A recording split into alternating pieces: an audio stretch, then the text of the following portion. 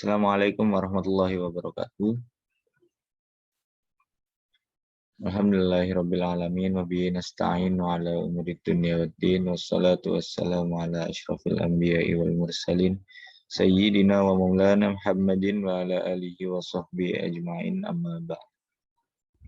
Yang terhormat Bapak Beni Nur Miftahul Ulum, SOS IMM sebagai dosen pengampu mata kuliah analisis kelembagaan Islam. Kali ini saya dari kelompok 5 Muhammad Ibnu Fadli Syarfatullah dan teman saya Novita Nuzul Ilmi serta Mbak Mauludia akan membahas tentang Six Dimension Organization sebagai upaya meningkatkan efektivitas organisasi. Yang pertama, adanya pengertian. 6 dimensi organisasi yang diperkenalkan oleh Weisberg yang dapat memberikan kontribusi secara signifikan dalam membangun efektivitas, efisiensi, dan produktivitas pengelolaan sebuah organisasi. Hal ini dilakukan agar komponen tersebut bisa menjadi penegak bangunan sebuah organisasi untuk mengantisipasi terjadinya masalah yang membuat organisasi tidak berjalan secara produktif dan efisien. Nah, 6 dimensi tersebut yaitu yang pertama ada dimensi tujuan, yang kedua ada dimensi struktur, yang ketiga ada dimensi mekanisme penunjang, yang keempat ada dimensi sistem ganjaran, yang kelima ada dimensi hubungan antar manusia, yang keenam ada dimensi kepemimpinan. Oke, yang pertama ada dimensi tujuan. Dimensi tujuan atau visi dan misi organisasi dengan segala hal yang diperlukan untuk membuat setiap orang di dalam organisasi paham dan ikut serta bertanggung jawab untuk mencapainya. Contoh pada lembaga pendidikan yaitu visi mampu menghasilkan sumber daya manusia yang kreatif, komponen, mandiri, profesional, dan siap bersaing. Sedangkan misinya menghasilkan sumber daya yang sesuai dan terampil mengatur dan mengembangkan kurikulum, program pendidikan, dan pelatihan yang diperlukan untuk kebutuhan lembaga pendidikan. Serta tujuannya, lembaga pendidikan mampu menjadi lembaga teladan di tingkat nasional, membuat program pendidikan yang siap bersaing dan siap kerja 95% siap menyalurkan alumninya pada dunia kerja.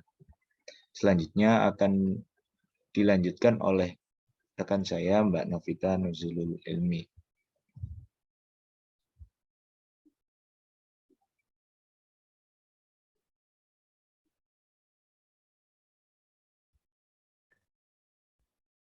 Yang kedua yaitu dimensi struktur. Nah, dimensi struktur ini adalah segala hal yang diperlukan untuk membuat struktur tersebut dipahami oleh seluruh jajaran organisasi untuk memudah penyampaian organisasi tersebut.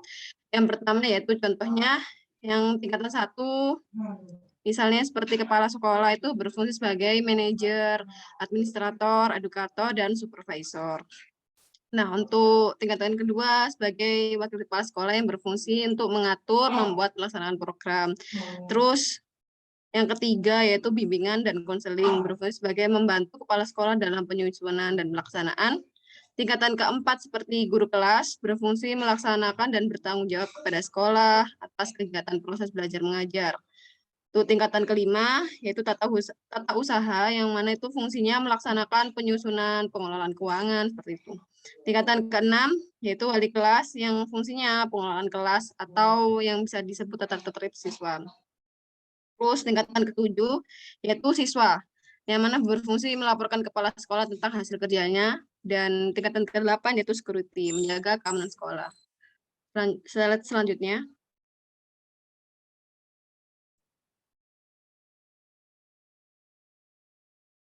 Nah, slide selanjutnya ini adalah dimensi mekanisme penunjang.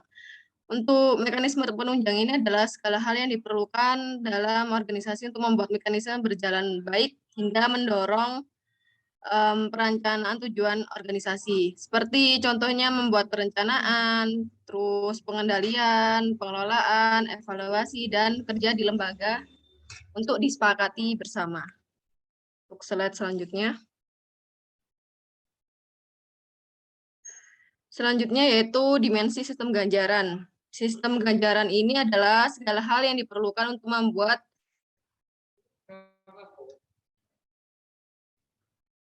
untuk membuat setiap individu dalam organisasi bisa bekerja dengan penuh gairah.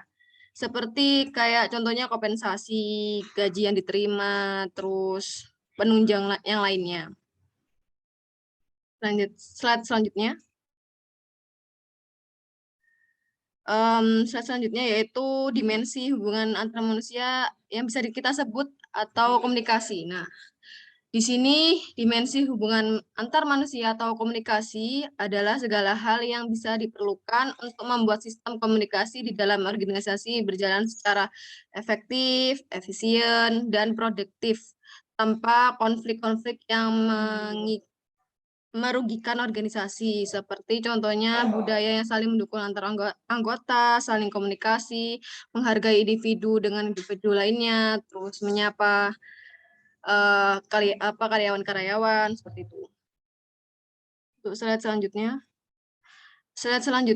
yaitu dimensi kepemimpinan. Nah, dimensi kepemimpinan ini biasanya dalam organisasi fungsinya bertanggung jawab mengelola keseimbangan kelima dimensi yang sebelumnya, agar organisasi bisa dikelola secara efektif, efisien, dan produktif. Seperti contohnya yaitu pemimpin sebuah lembaga bisa menganalisis seberapa jauh sih kinerja organisasi, terus visi misinya bagaimana yang dipimpin. Selain itu, merumuskan tujuan organisasi, mematangkan tujuan, dan bisa disepakati bersama. Dan mempertahankan integritas organisasi untuk memelihara dan memperbaiki konflik yang timbul. Untuk slide selanjutnya bisa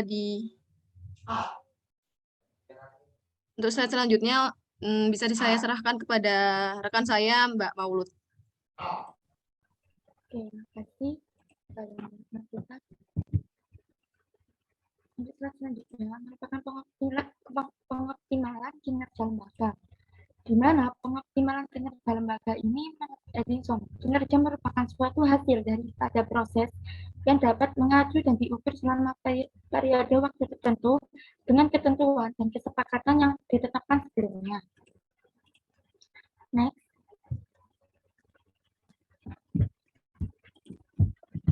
Adapun indikator-indikator dari pengoptimalan kinerja. Yang pertama adalah hasil kinerja. Hasil kinerja yang diperoleh untuk perusahaan sebagai kewajiban karyawan. Yang kedua adalah kecepatan kerja dengan tingkat penyelesaian pada awal waktu yang ditetapkan dengan hasil yang maksimal. Yang ketiga, inisiatif. Gagasan dari anggota untuk melakukan pekerjaan serta memperbaiki masalah. Yang keempat, disiplin kerja, di mana seseorang menyikapi aturan serta besarnya tanggung jawab yang diberikan kepadanya. Yang kelima, tanggung jawab, melaksanakan pekerjaan dan mempertanggungjawabkan hasil kerjanya dan juga perilaku kerja setiap hari di organisasinya. Yang keenam, kerja sama tim, mampu berpartisipasi dengan rekan kerja dalam melakukan pekerjaan. Yang ketujuh, keterampilan kerja, kemampuan karyawan dengan melakukan pekerjaan sesuai dengan tugasnya. Yang kedelapan, tingkat pengendalian emosi dalam bekerja, mengedepankan tugasnya dalam bekerja daripada urusan pribadi. Next. Oke, di sini merupakan buku-buku yang kita gunakan sebagai acuan dalam pembuatan proses makalah dan PPT ini. Yang dimana pertama adalah karangan dari Robin Colter, dan yang kedua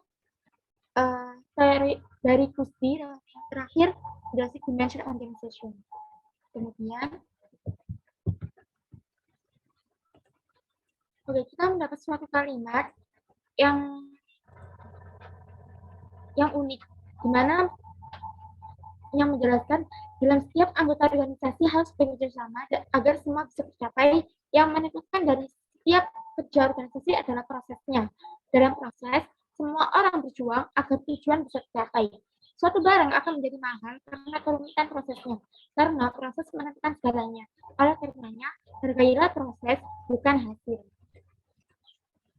Mungkin cukup sekian yang bisa kami sampaikan. Kurang lebihnya kami mohon maaf yang sebesar-besarnya. Wassalamualaikum warahmatullahi wabarakatuh.